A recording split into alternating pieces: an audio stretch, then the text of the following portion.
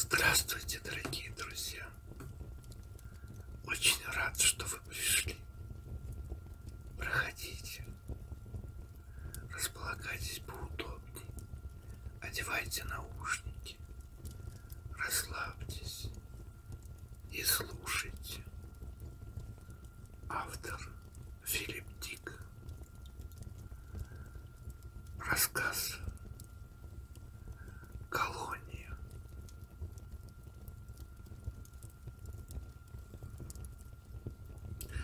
Майор Лоуренс Холл склонился над бинокулярным микроскопом и начал настраивать изображение. «Интересно», — пробормотал он. «В самом деле, провели 3 недели на планете и все еще выискиваем вредные формы жизни». Лейтенант Френли присел на краешек лабораторного стола, подальше от чашек с культурами. Странно здесь местечко, верно? Ни болезнетворных микробов, ни вшей, ни мух, ни крыс, ни виски, ни заведений с красными фонарями. Холл распрямился. Совсем чисто, а я был уверен, этот посев что-нибудь покажет на границе земной Эпертел-Латифи. Холл подошел к окну лаборатории, задумчиво вел глазами пейзаж снаружи. Зрелище было привлекательное. Бескрайние леса и холмы, зеленые склоны оживляются бесчисленными цветами и лианами, водопады и висячие мхи, фруктовые деревья, акры цветов, озера. Все усилия направлены на то, чтобы сохранить поверхность голубой планеты нетронутой с тех пор, как 6 месяцев назад ее открыл разведывательный корабль. «Тихое местечко», — вздохнул Холл. «Не могу отделаться от мысли, что какое-то время спустя мне захочется сюда вернуться. После земли здесь кажется немного пустовато». Френли достал сигареты, но тут же спрятал пачку обратно. «Знаете, эта планета оказывает на меня странные действия. Не могу больше курить. Тут все так дьявольски чисто, не испачкано. Не могу курить, не могу мусорить, не могу вести себя, как на пикнике». «Пикники скоро начнутся», — ответил Холл. Он вернулся к микроскопу. «Попробую другие культуры. Может, удастся найти смертоносные микроорганизмы». «Ну, трудись», — лейтенант Френли спрыгнул со стола. «Попозже увидимся. В зале совещания открывают большую конференцию. Они почти готовы дать эссе. Добро на отправку первой группы колонистов. Туристики». «Боюсь, что так», — ухмыльнулся Френли. Дверь за ним закрылась. Холл остался в лаборатории один. Какое-то время он сидел задумавшись, потом подался вперед, снял с подставки микроскопа предметное стекло, выбрал новое и поднял на свет, чтобы прочитать пометки. В лаборатории было тихо и тепло. Солнечный свет мягко струился из окна. Деревья снаружи слегка покачивались на ветру. Майор почувствовал сонливость. «Да, туристики», — пробормотал он, устанавливая новое предметное стекло на место. «И все готовы разбрестись по планете, валить деревья, рвать цветы, плевать в озера, вытаптывать траву. И нет никакого завалявшего холодостойкого вируса, чтобы их...» Он замер на полуслове. Два окуляра микроскопа неожиданно загнулись, смыкаясь вокруг его горла и сели задушить. Холл попытался попытался разжать их, но те безжалостно вцепились ему в глотку. Стальные трубки сближались, как челюсти капкана. Сбросив микроскоп на пол, Холл вскочил. Микроскоп тут же прыгнул на него и вцепился в ногу. Майор освободил ее ударом другой ноги и выхватил бластер. Микроскоп пустился на утек, катясь на больших регулировочных винтах. Холл выстрелил. Микроскоп исчез в облаке металлических пылинок. Боже мой! Холл бессиленно опустился на стул. Что это? Он начал массировать горло. Какого черта? Зал совещаний был переполнен. Присутствовали почти все офицеры отряда. Командор Стелла Моррисон постучала по большой контрольной карте пластиковой указкой. Это большой плоский участок, идеальное место для современного города. Вода рядом, крупные месторождения различных минералов. Поселенцы смогут построить собственные предприятия. Неподалеку крупнейший лесной массив на планете. Если они хоть немного соображают, то лес сохранят. А если решат перевести его на газеты, то это уже не наша забота. Она поглядела на собравшихся молчаливых мужчин. Давайте будем реалистами. Некоторые из вас полагают, что нам не стоит давать добро службе миграции, а приберечь планету для себя, чтобы потом сюда вернуться. Мне это нравится не меньше, чем любому из вас, но так мы добьемся только неприятностей. Это не наша планета. Мы здесь ради определенной работы. Когда работа завершена, мы уходим. А она почти завершена. Да что забудем об этом. Все, что нам остается, так это отправить сигнал-вызов и начать паковать вещи. Поступил лабораторный отчет относительно бактерий, спросил вице-командор Вуд. Мы, конечно, уделили этому особое внимание, но последнее, что я слышала, ничего не найдено. Думаю, мы можем идти дальше и связаться с Пусть высылают корабль, чтобы забрать нас и доставить первую группу переселенцев. Нет причин, из-за которых робот, прошедший по залу, прервал ее условия. Все головы повернулись к дверям. Командор Моррисон нахмурился. Майор Холл, могу я вам напомнить, что когда идет совещание, то никто не имеет права вмешиваться. Холл качался взад и вперед, вцепившись в ручку двери, чтобы удержаться. Его глаза бессмысленно скользили по присутствующим. Наконец его стеклянный взгляд остановился на лейтенанте Френдли, сидевшего в центре зала. «Иди сюда!» — прорычал майор. Френдли еще глубже вжался в кресло. «Майор Холл, что все это значит?» — раздраженно спросил вице-командор Вуд. «Вы или пьяные ели?» Он увидел бластер в руке Холла. «Что-нибудь случилось, майор?» Лейтенант Френдли, встревожившись, вскочил и схватил Холла за плечо. «Что такое? В чем дело?» «Идем в лабораторию». «Обнаружил что-нибудь?» Лейтенант изучал застывшее лицо своего друга. «Что такое?» «Идем». Холл пошел по коридору. Френдли последовал за ним. Холл оставил дверь в лаборатории открытой и медленно ступил внутрь. «Да в чем дело?» — вновь спросил Френдли. «Мой микроскоп». «Твой микроскоп?» «Что твой микроскоп?» Френдли проскользнул вслед за Холлом внутрь. «Я его не вижу». «Его нет». «Нет? Почему?» «Я его застрелил». «Застрелил?» Френдли посмотрел на напарника. «Ничего не понимаю. Почему?»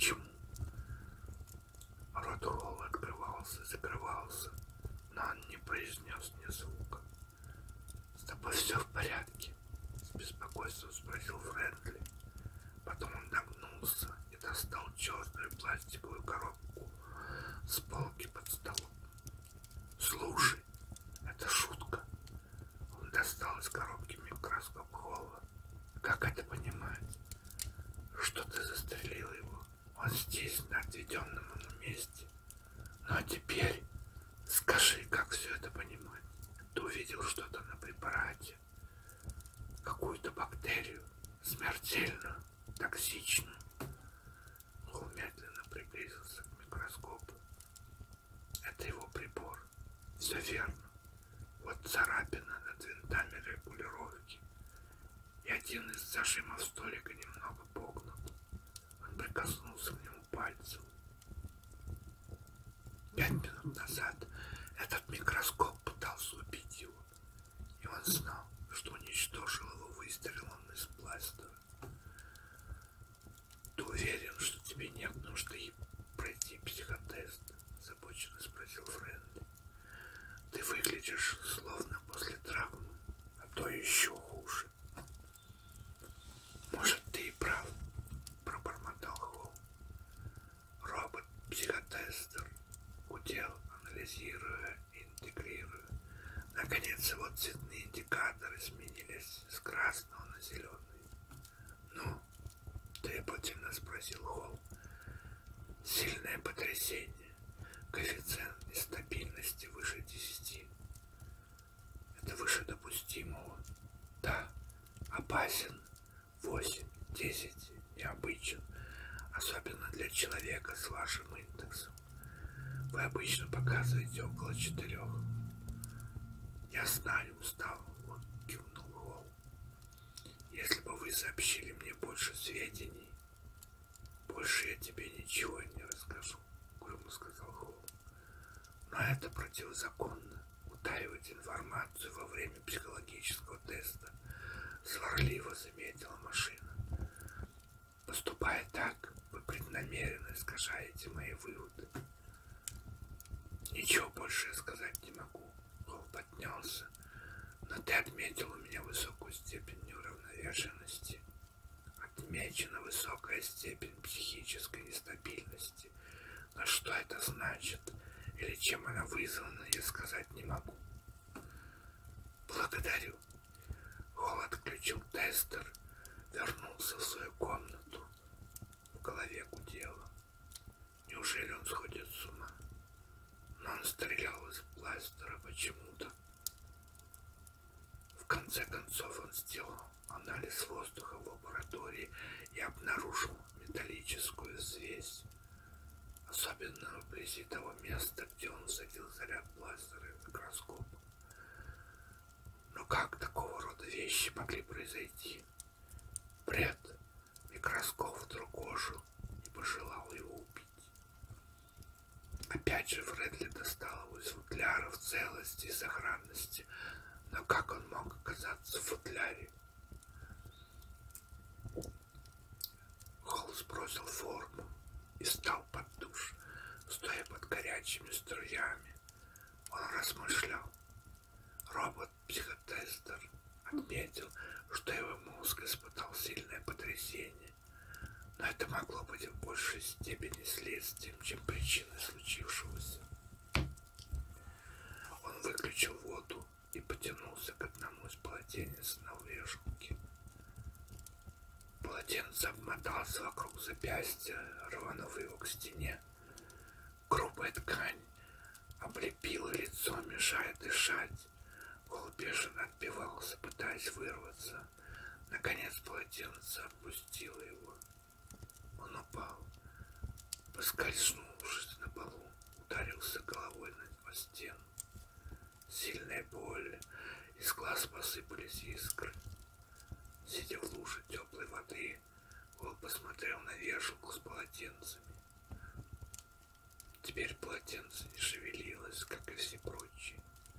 3 полотенца на вешалке, все 3 абсолютно обычные. Неужели ему привиделось? Он, пошатываясь, поднялся на ноги, потер ушибленное место. Опасливо огибая вешалку, он выскочил из душевой. Осторожно достал из упаковки новое полотенце. Оно выглядело обыкновенным. начал одеваться. Ремень обвился вокруг его запястья и попытался раздробить его. Ремень, укрепленный металлическими звеньями, чтобы поддержать краки оружия, был прочным. Холл и ремень молча кружились по полу, борясь за преимущество. Ремень напоминал яростного металлического змея, напрыгивающего, стекающего. Наконец Холл исхитрился дотянуться рукой до бластера. Ремень сразу же отпустил его. Холл тут же испепелил его. Потом упал в кресло, с трудом переводя дыхание. Подлокотники кресла начали смыкаться вокруг него. Но на этот раз бластер был наготове.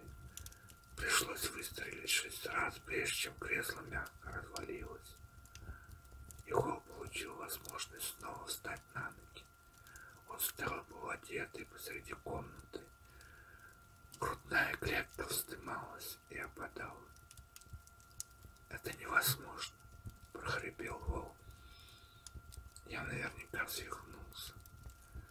В конце концов он оделся и обулся, вышел в пустой коридор, вызвал лифт и поднялся на верхний этаж. Командор Моррисон подняла глаза от стола, когда Холл прошел мимо рабоконтроля. Сигнализатор запищал. «Ты с оружием», — укоризненно заметила командор. Холл покосился на бластер в руке, положил его на стол. «Прости, что с тобой творится? Я получила доклад от тест-автомата. Твой коэффициент подскочил до 10 за последние 24 часа». Она внимательно посмотрела на него. «Мы давным-давно знаем друг друга, Лоренс. Что произошло?» Холл сделал глубокий вздох. «Стелла, сегодня утром мой микроскоп пытался задушить меня». «Что?» Ее голубые глаза расширились. «Потом, когда я принимал душ, полотенце решило меня удавить. Я с ним расправился. Но когда начал одеваться мой ремень...» Он замолчал. Командор вскочила. «Охрана!» — крикнула она. «Подожди, Стелла!» — шагнул к ней Холл. «Послушай, это серьезно. Это что-то инородное. 4 предметы пытались меня прикончить. Обычные предметы неожиданно становились смертоносными. Может, это и есть то, что мы искали? Может, это твой микроскоп пытался тебя убить?» Он вел себя как живой. Он пытался окулярами пережать мне глотку. Последовало долгое молчание. «Кто-нибудь это видел?» «Нет». «Что ты сделал?» «Воспользовался бластером». «Что-нибудь осталось?» «Нет», — неохотно признался Холл. «По сути дела, микроскоп потом снова выглядел в норме, таким же, каким был до этого, и упрятан в футляр». «Вижу». Командор кивнула 2 охранникам, отозвавшимся на ее призыв. «Отведите майора Холла вниз к капитану Тейлору и держите под стражей до тех пор, пока он не будет доставлен на землю для проверки». Она спокойно наблюдала, как охранники накладывают на руки Холла магнитные колы. «Простите, майор», — сказала она, — «пока вы не сможете доказать свои росказни, мы вынуждены расценивать как психическое расстройство. А планета нами недостаточно хорошо контролируется, чтобы позволить психу носиться неподалеку на свободе». Охранники повели его к дверям. Холл ушел, не сопротивляясь. В его голове звенело и гудело. Может быть, она и права. Может быть, он свихнулся. Они добрались до владения капитана Тейлора. Один из охранников нажал кнопку вызова. «Кто там?» резко потребовал ответа робот-дверь. Командор Моррисон приказал доставить этого человека под присмотр капитана. Последовала пауза. Затем послышалось: капитан занят. Случай крайней важности. Вас прислал командор. Да, открывайся. Можете войти, решило в конце концов устройство. Оно втянуло засовы, освобождая дверь.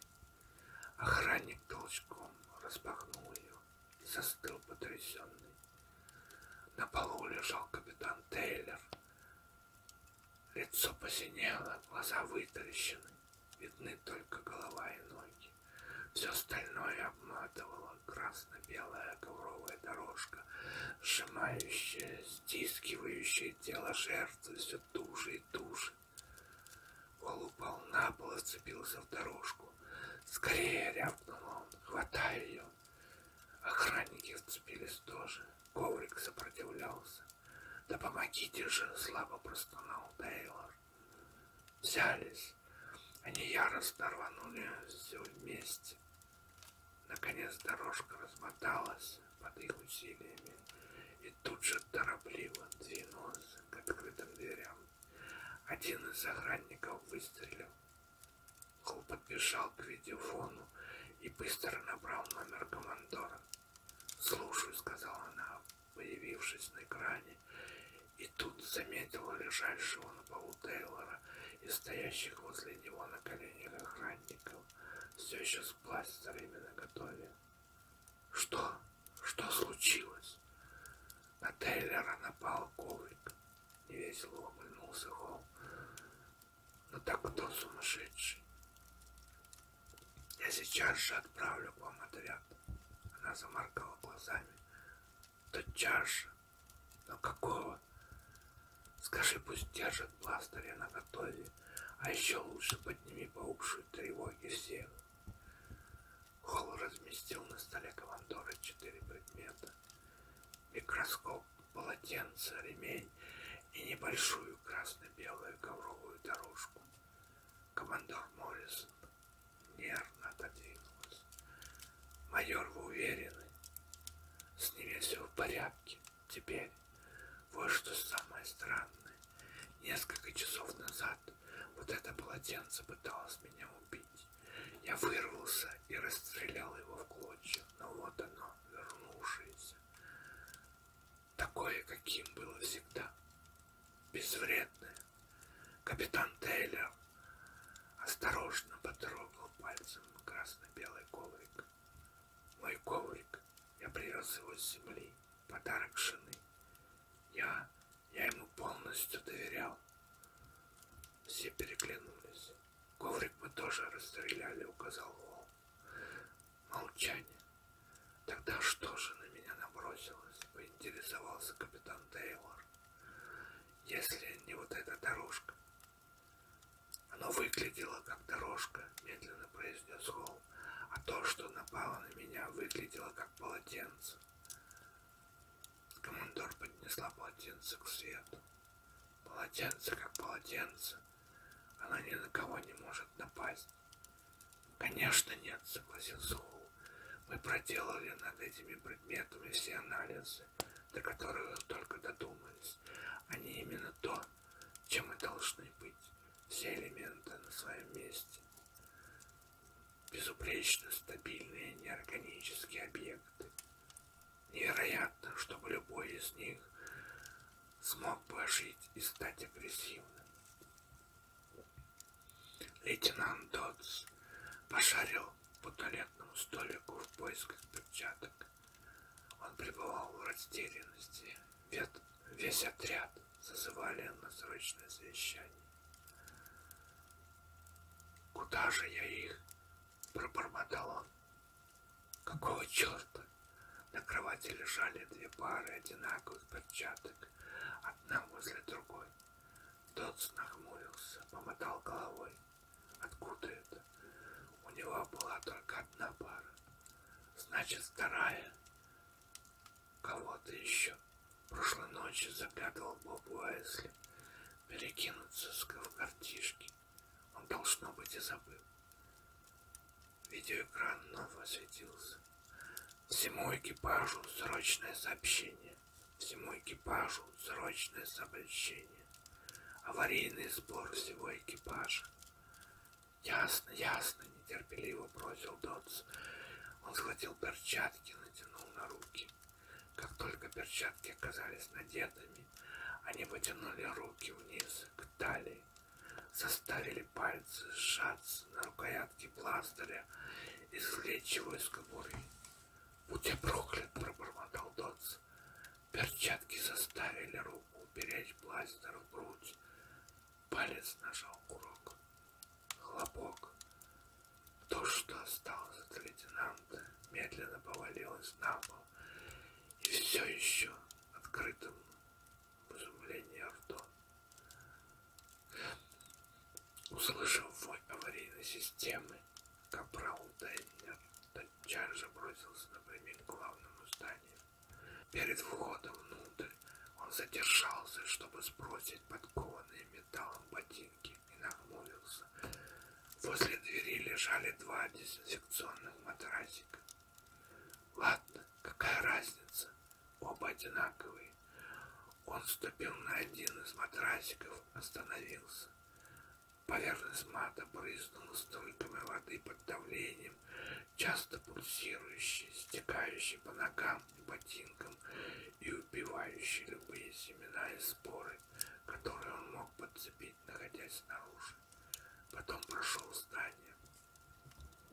Минуты позже к двери подбежал лейтенант Фултон, скинул прогулочные ботинки и стал на первый попавшийся матрас. Матрасик спеленал его ноги. «Эй!» — воскликнул Фултон. «Перестань!» Он попытался высвободить ноги, но матрас не отпускал. Фултон почувствовал страх. Он выхватил бластер, но не мог же он стрелять по собственным ногам. «На помощь!» — завопил он. Как раз подходили 2 солдат. «В чем дело, лейтенант?» «Освободите меня от этой штуки!» Солдаты рассмеялись. «Я не шучу!» — заорал Фултон. Его лицо побелело от боли. «Она схватила меня за ноги! Она... Да помогите же!» Он закричал. Солдаты поспешили на помощь. Фултон упал, извиваясь и продолжая кричать. Наконец солдатам удалось ухватить матрас за край и сорвать с ног офицера. Ноги у Фултона не было. Ничего, кроме мягких костей, уже было разложившихся. «Теперь мы знаем», — угрюмо бросил Холл. «Это форма органической жизни». Командор Моррисон повернулась к капралу Деннеру. «Вы увидели 2 матрасика, когда подошли к зданию?» «Да, командор, 2. Я ступил на один из них и пошел дальше». «Счастливчик, выбрали верный. Нам следует быть внимательными», — сказал Холл. «Следить за дубликатами. Несомненно, это, чем бы оно ни было, имитирует объекты, с которыми соприкасается. Вроде хамелеона. Маскировка. 2, задумчиво пробормотала стала Моррисон, глядя на 2 вазы с цветами по разные стороны стола.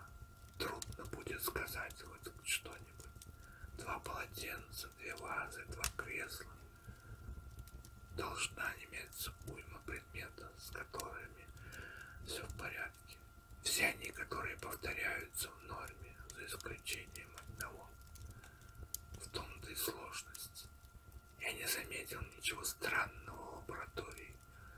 И с этим другим микроскопом все в норме. Увеличивает как положено. Командор оторвалась от 2 одинаковых ваз на столе. «Как насчет них? Может, одна из них тоже? Тогда какая? Множество предметов у нас не в одном экземпляре. Одежда, мебель. Я не обратил внимания на то кресло у себя в комнате. Оборудование невозможно быть уверенным, что однажды засветился экран.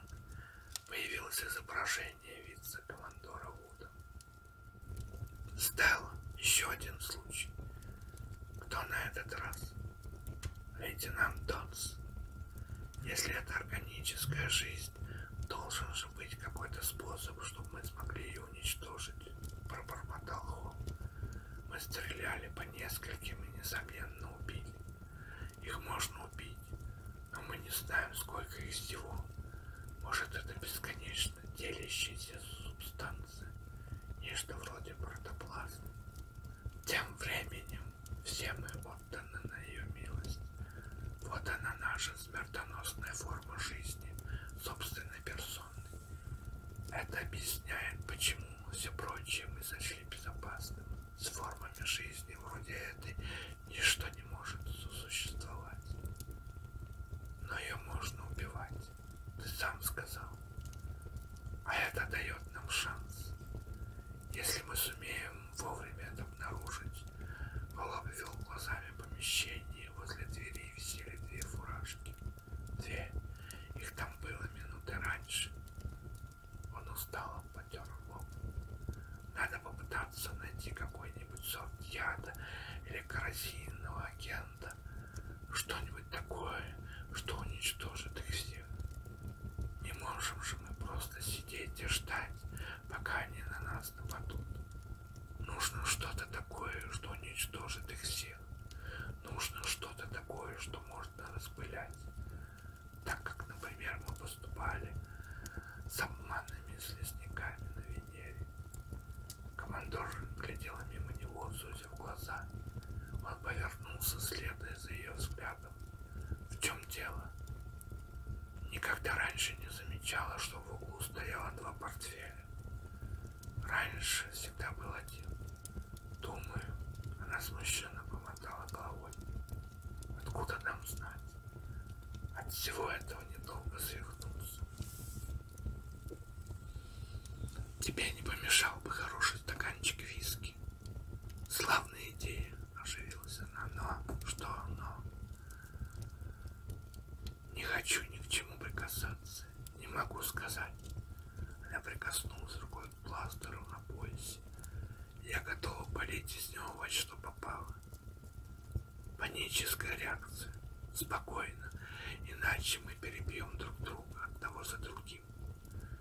В наушниках прозвучал сигнал тревоги.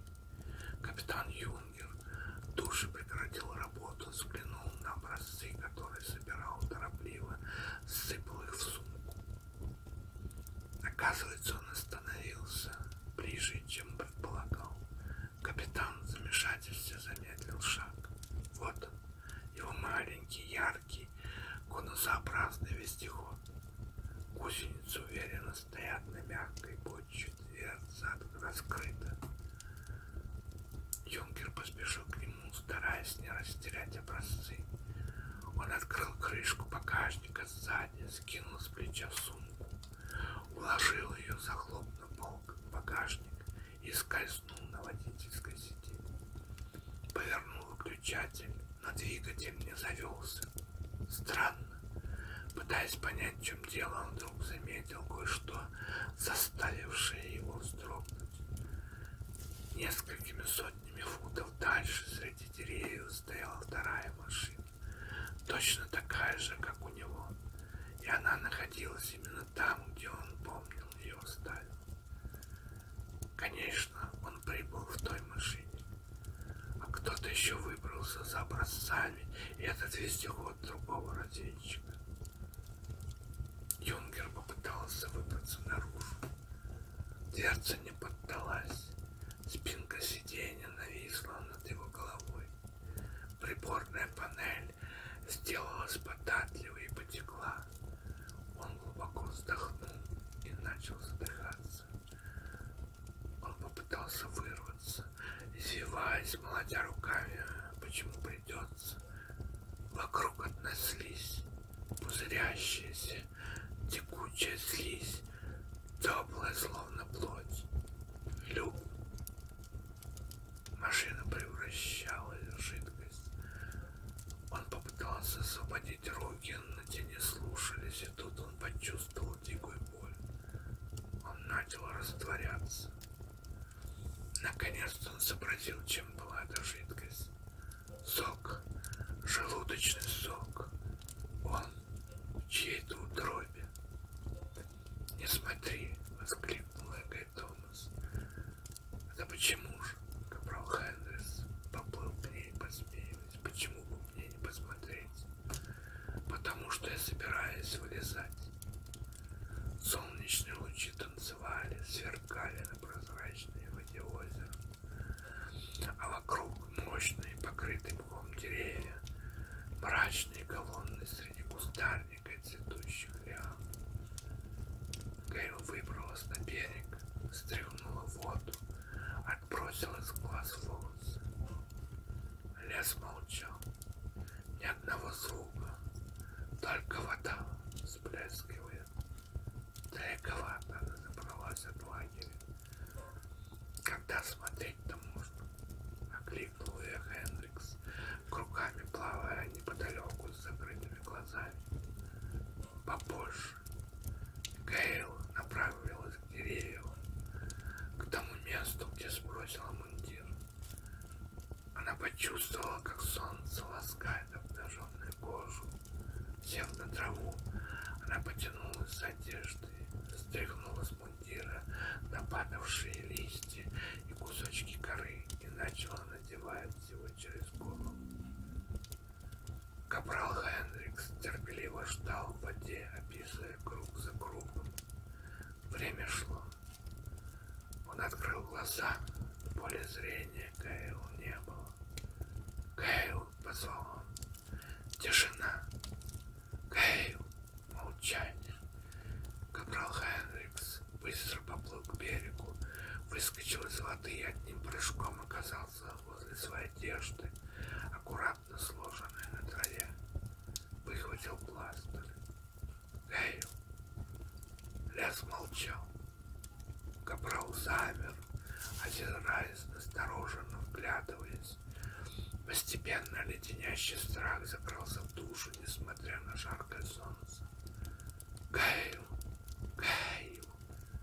Ответом была лишь тишина. Командор Моррисон не скрывала беспокойства. «Необходимо действовать», — заявила она. «Мы не можем ждать, и гибнут люди». Кол оторвал глаза от работы. «По крайней мере, теперь мы знаем, с чем столкнулись. С неограниченной вариабельностью». Он приподнял баллончик с распылителем. «Думаю, это нам подскажет, как много их расплодилось». «Что это?» «Смесь мышьяка и водорода в газообразной форме. Арсин». «И что ты собираешься с ним делать?» Кол защелкнул шлем. Теперь его голос звучал в наушниках командора. «Собираюсь напускать его в лабораторию. Думаю, их здесь немало. Побольше, чем еще где-нибудь». «Почему здесь?» «Потому что все находки и образцы с самого начала скапливались здесь. Здесь проводилось их первичное обследование. Думаю, они и попали сюда с образцами или в качестве образцов». Командор тоже защелкнул свой шлем. 4 охранников последовали ее примеру. «Арсин смертелен для человека», — Холл кивнул. «Надо быть осторожными. Здесь мы можем его использовать для ограниченной проверки, но не больше». Он включил подачу кислорода внутрь шлема. «И что ты своей проверкой собираешься выяснить?» — хотелось ей знать. «Мы можем выяснить, насколько сильно они расплодились. Мы будем лучше знать, с чем столкнулись. Это может оказаться более серьезным, чем мы предполагали». «С чего ты взял?» — спросила она, тоже включая свой кислород. «Если они не ограничены и реальны, нам придется дважды подумать, прежде чем удирать отсюда. Может, лучше остаться здесь и позволить уничтожить себя, чем занести эту пакость в систему». Она поглядела на него. «Именно это ты и пытаешься выяснить. Обладают ли они неограниченной мимикрией? Я пытаюсь выяснить, с чем нам предстоит бороться. Может быть, их вовсе всего лишь несколько. Но может оказаться и так, что они повсюду. Взмахом руки он обвел лабораторию. Вполне возможно, что половина предметов в этом помещении совсем не то, что мы о них думаем. Скверно, если они на нас нападут. Но может оказаться еще более скверно, если они этого не сделают. Командор оказался в растерянности. Ты полагаешь, один из них может проникнуть на землю вместе с нами, как какой-то из предметов туалета или оборудования? Ее передернуло. Как ты думаешь, они разумны? Не знаю. Надеюсь, что нет. Холл открыл баллончик. В любом случае, это скажет нам о их присутствии. Начинаем. Он поднял баллончик, выставил их перед собой и нажал на винтик, медленно водя соплом по всем направлениям. Командоры и охранники в молчании застыли позади него. Ничто не шевелилось. Солнечный свет проникал сквозь окна, сверкая на предметных стеклах и оборудовании. «Ничего не замечаю», — сказала командор. «Ты уверен, что он работает?» «Арсин бесцветен, но не вздумайте снимать шлемы, это смертельно, и не двигайтесь». Они стояли, ждали. Какое-то время ничего не происходило, как вдруг. «Господь милосердный!» — воскликнул командор Моррис. В дальнем углу лаборатории шкафчик с предметными стеклами неожиданно пошел волнами. Расстался, размягчаясь и изгибаясь. Затем полностью утратил форму. Однородная, желеподобная масса растеклась по крышке стола. Внезапно она соскользнула по тумбе стола на пол и покатилась куда-то. «Берегись!» По всему помещению предметы пошли в движение. Огромная стеклянная реторта провалилась внутрь себя и свернулась в шарик. Стойки с пробирками, полки с химикалиями. «Не зевай!» — крикнул Холл, отступив на шаг. Огромная конусообразная банка упала возле него с мягким шлепком. Пипетки, пинцеты, ступка — все вокруг теперь потекло. Половина оборудования помещения пришла в движение. Скопированным оказалось почти все. У каждой колбы и пробирки, бутылки, мензурки обнаружился свой двойник. Один из охранников выхватил пластырь. Холл выпил его. «Не стрелять! Арсин огнеопасен. Давайте-ка убираться отсюда». Мы узнали все, что собирались узнать. Резко распахнул дверь, они выскочили в коридор, и Холл тут же захлопнул ее и накрепко запер. «Достаточно скверно, правда?» — спросила командор Моррисон. Арсин обеспокоил их.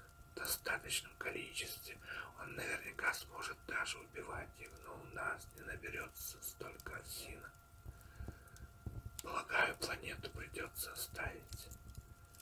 Мы не можем допустить ни малейшей возможности занести их в систему. Но если мы останемся здесь, нас переловят одного за другим, возразила командор.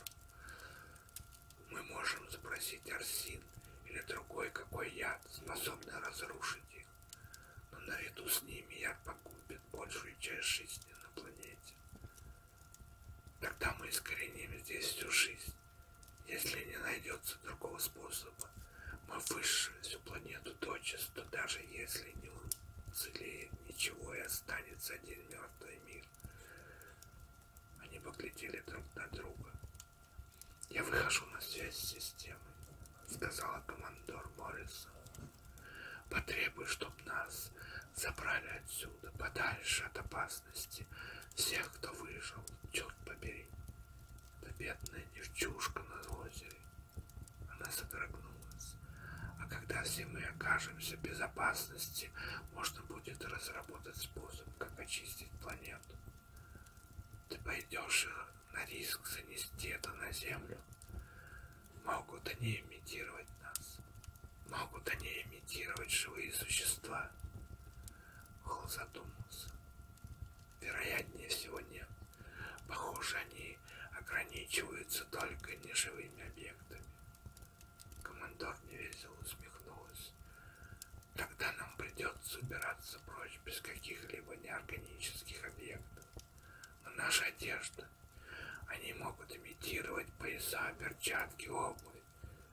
Мы не станем брать наши одежды.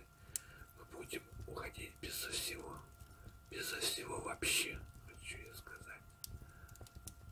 Губы Холла дернулись. Понятно, прикинул он. Это может сработать. Ты сумеешь убедить персонал расстаться со всеми их вещами, со всем, что они имеют. Если от этого зависит их жизнь, я смогу им это приказать. Тогда, вероятно, это наш единственный шанс отсюда выбраться.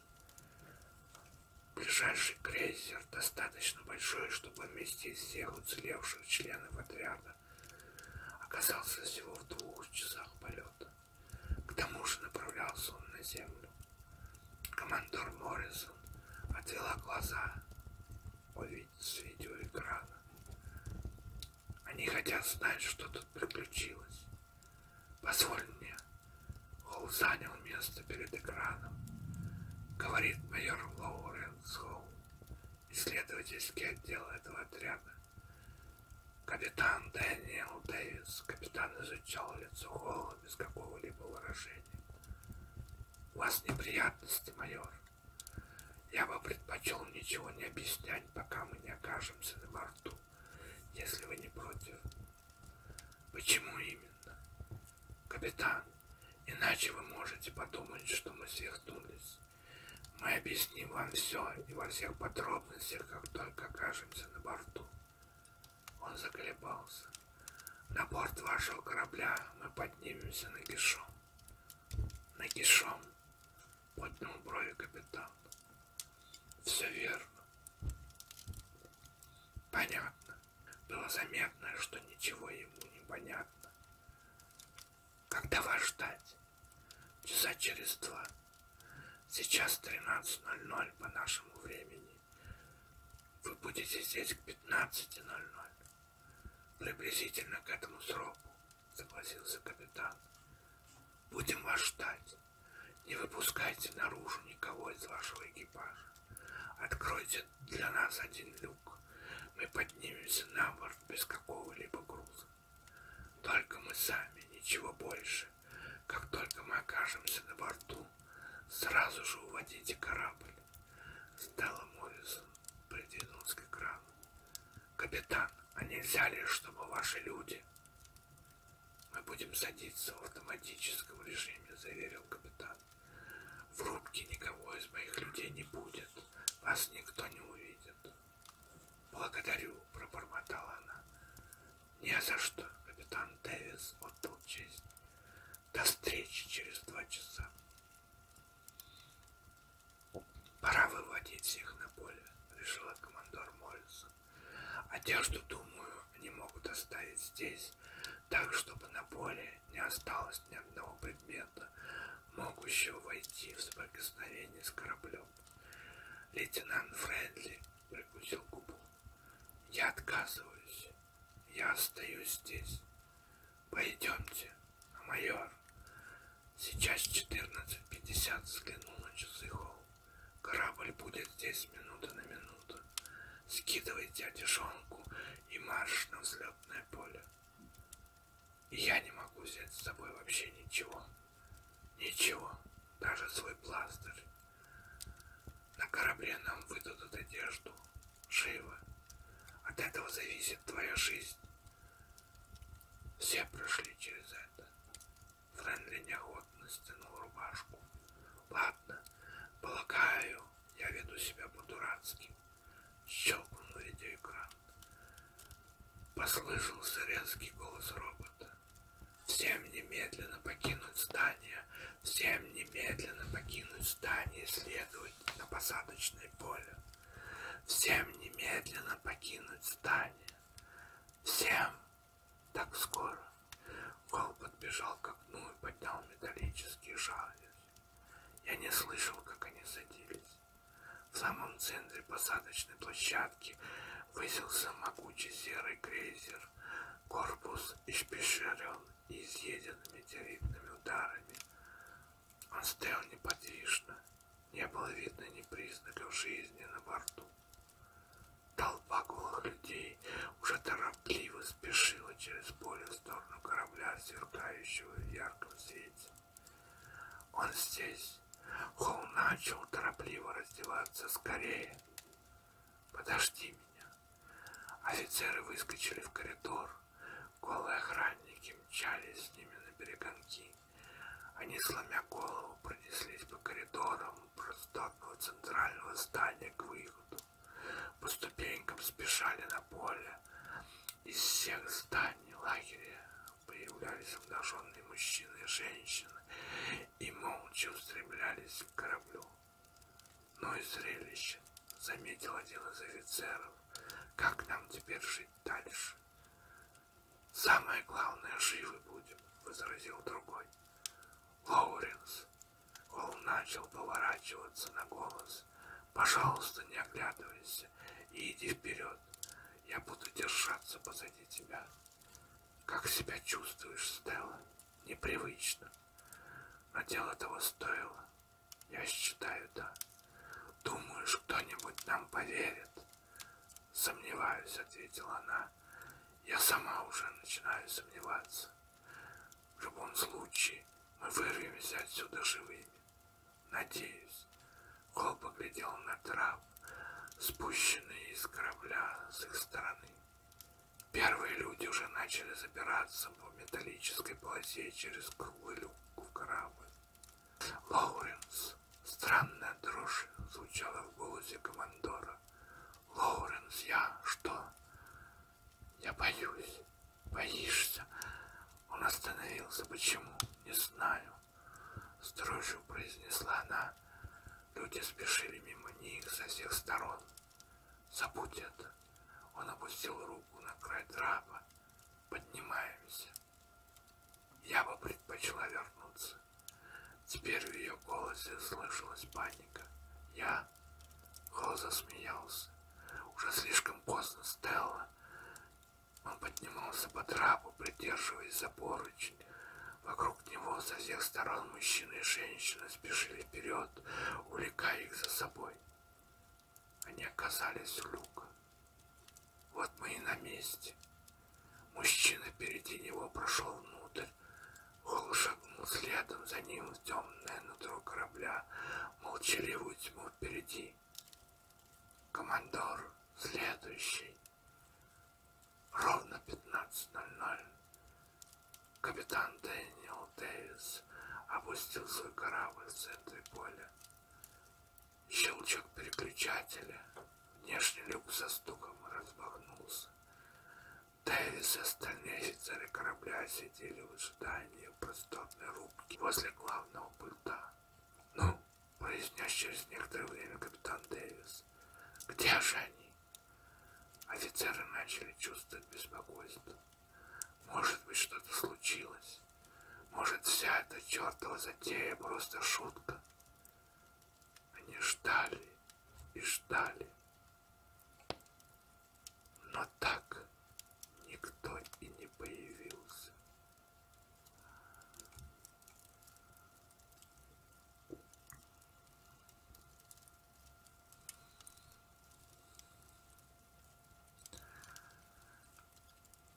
Вот, друзья мои, и закончился наш сегодняшний вечер. Всем пока-пока. До следующей встречи.